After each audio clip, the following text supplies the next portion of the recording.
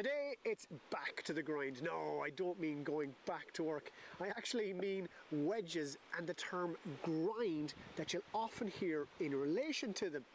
Now, this is the second explainer video when it comes to wedges. Now, if you haven't seen the first one, which explains the term bounce, really make sure you go out and check that companion video first. It's really simple and it will set you up nicely to understand the term grind.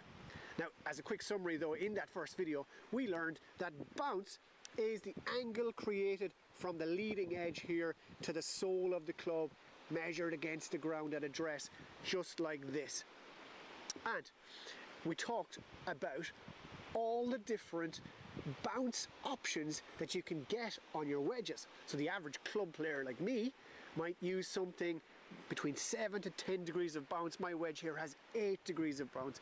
Pros and players who play regularly on hard ground like links golf courses, they might choose wedges with less bounce. And players who play in soft conditions and squelchy conditions, they might use more bounce. And bounce, we said, is your friend, and the more bounce there is, the less likely the wedge will dig into the ground. Bounce is also essential for bunker shots. But for all the soundness of that definition, it always supposes that the wedge is being set nice and square behind the ball. But the thing is, in golf, and especially with wedges, we don't always set the club behind the ball perfectly square. Not at all. Great wedge players, for instance, think Phil Mickelson, they love to splay the face open just like this to hit a high towering flop shot, and others like to shut down the face and punch in a low spinny shot at the flag. And those shots are not exclusive to professionals. As you get better at golf, you'll quickly be able to hit them too. I'm absolutely sure of it.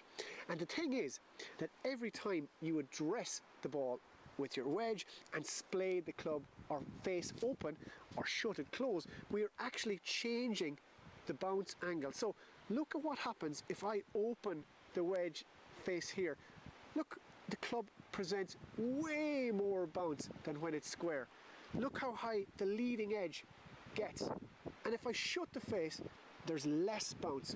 But club makers, they're very, very clever. They're able to adjust the shape of the head of a wedge by shaving or actually sanding or grinding off some metal from the sole, maybe here or here, to shape it so that the desired amount of bounce is retained or kept exactly the same whether the club is set square or opened or closed to hit a specialized type of shot.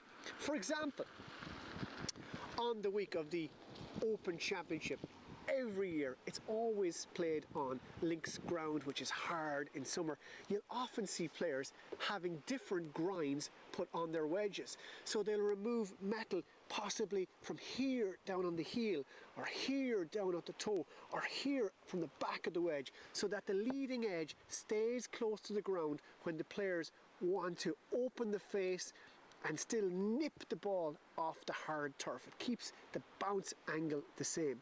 Now, there's a whole world of grind types out there, and we have golf bitter videos which explain them, where we talk to industry experts. They're really brilliant. So what we'll do is we'll link them in the description for this video, and you can check them out too to get educated a little bit more. But for now, that is a basic explanation of the term grind in relation to wedges.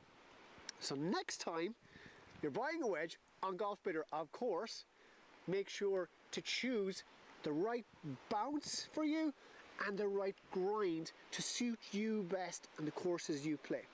And please, of course, do press like and subscribe to the Golf Bitter YouTube channel. And as always, you can follow us every day on Golf Bitter Facebook, Twitter and Instagram to keep up to date with the very latest. From me for now though, it's Donal, out.